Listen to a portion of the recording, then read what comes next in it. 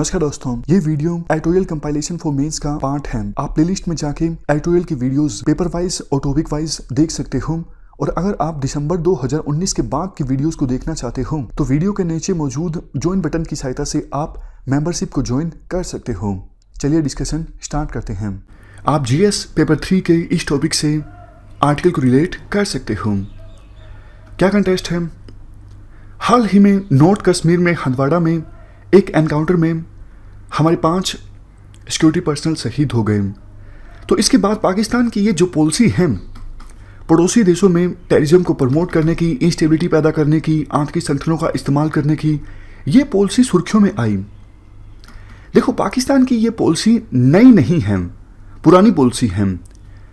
1973 में अफगानिस्तान में जाहिर शाह को ओवरथ्रो करने के लिए पाकिस्तान ने दाऊद खान का समर्थन किया था। उसके बाद 1979 में जब सोवियत यूनियन का इंटरवेंशन हुआ अफगानिस्तान में, कम्युनिस्ट रूल इस्टाब्लिश हुआ, तो पाकिस्तान ने यूएसए और सऊदी अरेबिया की समर्थन की सहायता से इस्लाम के नाम पर वहाँ पर फाइटर्स तैयार करना स्टार्ट किया ताकि अफगानिस्तान से कम्युनिस्ट रूल को बेदखल किया जा सके। और आखिरकार ऐसा हुआ 10 साल बाद यानी 1989 में। 10 साल बाद यानी 1989 में सोवियत यूनियन अफगानिस्तान को छोड़कर चला गया और वहाँ पे कम्युनिस्ट रूल ख़त्म हो गया। तो पाकिस्तान ने इस्लाम के नाम पर फाइटर्स की जो फौज तैयार की थी, पाकिस्तान को लगा अब इनका इस्तेमाल किया जा सकता है कश्मीर में। तो पाकिस्तान ने उन फाइटर्स का इस्तेमाल करना स्टार्ट किया कश्मीर में। इसी वजह से 1990s में कश्मीर में एकदम से बहुत ज़्यादा टेररिज्म आ गया, इंस्टेबिलिटी आ गई। तो पाकिस्तान को लगा ये तो हमारे फ़ायदे की चीज़ है, इनका इस्तेमाल किया जा सकता है इंडिया को कमज़ोर करने के लिए। तो इसके बाद से तो देखो, पाकिस्तान ने ना सिर्फ टेररिस्ट ग्रुप्स का समर्थन किया, उनको प्रमोट किया, लॉजिस्टिक्स सपोर्ट प्रोवाइड की, फंडिंग दी, बल्कि ये भी इंश्योर किया कि नए नए टेररिस्ट ग्रुप्स बने। लेकिन देखो, आपने एक फेमस कहानी सुनी होगी विक्टर फ्रैंकेनस्टीन की। ये मतलब मिथिकल स्टोरी है। विक्टर फ्रैंकेनस्टीन, इन्होंने लेबोरेटरी में एक ह्यूमन बीइंग जैसा दिखने वाला कोई क्रिएचर क्रिएट किया।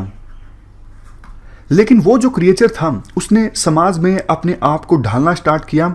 लेकिन समाज ने उस क्रिएचर को जो ह्यूमन बीइंग जैसा दिखता था और जिसे विक्टर फ्रैंकेनस्टीन ने बनाया था, उसे एक्सेप्ट नहीं किया। तो उस क्रिएचर को काफ़ी बुरा लगा। उस क्रिएचर ने बदला लेना स्टार्ट कर दिया उस पर्सन से जिसने उसको बनाया था, जिसका नाम था विक्टर फ्रैंकेनस्टीन। तो कहने का मतलब ये है कि जिस पर्सन ने उस क्रिएचर को बनाया वो क्रिएचर उसी के पीछे पड़ गया। वही पाकिस्तान के साथ हो रहा है। कई सारे टेररिस्ट ग्रुप्स अब पाकिस्तान के लिए फ्रैंकेनस्टीन मॉन्स्टर बन गए हैं। जैसे एग्जाम्पल के तौर पर तहरीक तालिबान जो है, इसकी आइडियोलॉजी देखो तालिबान के साथ मिलती जुलती है, तालिबान से ही अलग हुआ है तहरीक तालिबान पाकिस्तान में काफ़ी ज़्यादा एक्टिव है, खैबर पख्तूनख्वा इलाके में। इसके अलावा फेडरली एडमिनिस्ट्रेटेड ट्राइबल एरियाज में। देखो, तहरीक तालिबान जो है वो पाकिस्तान के इंस्टॉलेशंस पर भी हमला करता है, पाकिस्तान की आर्मी के ऊपर हमला करता है। काफ़ी सारे बॉम्ब ब्लास्ट तहरीक तालिबान के द्वारा पाकिस्तान में किए जाते हैं।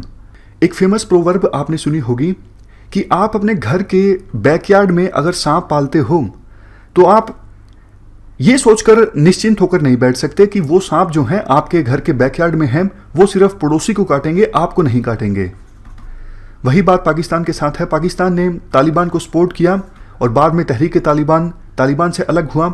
अब ये तहरीक तालिबान पाकिस्तान के ऊपर अटैक करता है, शरिया रूल इस्टाब्लिश करना चाहता है पाकिस्तान में।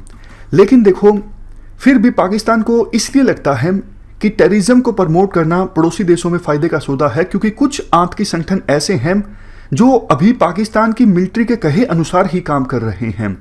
खास करके लश्कर-ए-तोयबा एंड जैसे मोहम्मद फिर भी पाकिस्तान के अंदर जो दूसरे इस्लामिक सेक्ट्स हैं, फॉर एग्जांपल शिया या फिर सूफी संप्रदाय से जुड़े जो लोग हैं, उन पर अटैक कैरी आउट कर देता है। लेकिन लश्कर-ए-तोयबा जो आतंकी संगठन है, ये अभी भी पाकिस्तान की मिलिट्री के इंस्ट्रक्शंस के अनुसार काम करता है। और उसका रीज़न भी है। रीज़न क्या है? जिस सेक्ट से इंस्पायरेशन ली जाती है लश्कर तोयबा के द्वारा, नाम है अल हदीज़। इस सेक्ट की खुद की पॉपुलेशन पाकिस्तान की मुस्लिम पॉपुलेशन में बिल्कुल नाम मात्र की है। तो ये अफोर्ड नहीं कर सकते कि पाकिस्तान में सेक्टेरियन कन्फ्लिक्ट में एंगेज करें। इसीलिए मेंबरशिप जो है लश्कर तैयबा की वो अलग अलग मुस्लिम सेक्ट से आती है। और ये एक रीज़न है कि लश्कर तैयबा का जो ऑब्जेक्टिव है वो रिलेटिवली पॉलिटिकल है। कश्मीर में इंस्टेबिलिटी पैदा करना, या फिर सिंपली आप कह सकते हो इंडिया को कमज़ोर करना।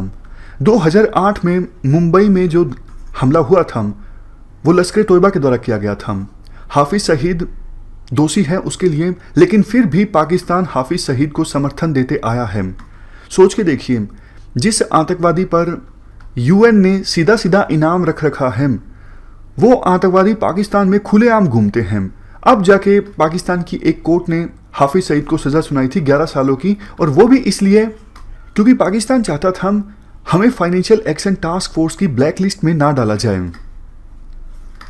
तो कुल मिलाकर देखो, इस आर्टिकल में राइटर के द्वारा ये कहा जाता है कि पाकिस्तान ने ये जो पॉलिसी अपनाई है टेररिज्म को प्रमोट करने की, इससे ना सिर्फ पाकिस्तान को बहुत ज़्यादा नुकसान हुआ है, क्योंकि देखो पाकिस्तान भी बहुत ज़्यादा बुरी तरह से प्रभावित देश है टेररिज्म से, और इसके लिए पाकिस्तान खुद ही दोषी है।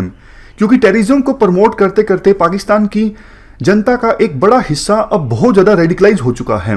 इसीलिए पाकिस्तान में इवन कई सारे जो मुस्लिम सेक्ट्स हैं, जैसे अहमदिया या फिर सियाज या फिर दूसरे मुस्लिम सेक्ट्स, वो भी सेफ महसूस नहीं करते हैं पाकिस्तान में। और इसके लिए पाकिस्तान की टेररिज्म को प्रमोट करने की पॉलिसी ही जिम्मेदार है, जिसकी वजह से पाकिस्तान की बहुत सारे जो लोग हैं, एक जनसंख्या का बड़ा हिस्सा जो है अब रेडिकलाइज हो चुका है। और दूसरा देखो, इस पॉलिसी की वजह से पूरे इंडियन सब कॉन्टिनेंट में इंस्टेबिलिटी रहती है। ये पूरा जो इंडियन सब कॉन्टिनेंट है इंटीग्रेट नहीं हो सका है। सार्क ऑर्गेनाइजेशन ठीक से काम नहीं कर पाती है। इंडियन सब कॉन्टिनेंट के कंट्रीज के बीच व्यापार नहीं हो पाता है ठीक से। सबके पीछे पाकिस्तान की टेररिज्म को प्रमोट करने की पॉलिसी जिम्मेदार है। तो अब पाकिस्तान को अपनी आंखें खोलनी चाहिए और ये रियलाइज करना चाहिए कि कितना नुकसान हुआ है ना सिर्फ पाकिस्तान को बल्कि पूरे साउथ एशिया को आपकी इस टेररिज्म को प्रमोट करने से संबंधित पॉलिसी के बारे में। और न जाने कितने निर्दोष लोगों की जानें गई, वो भी आप सोच के देखिए। इस डिस्कशन में फिलहाल इतना ही है। Thank you very much for discussion.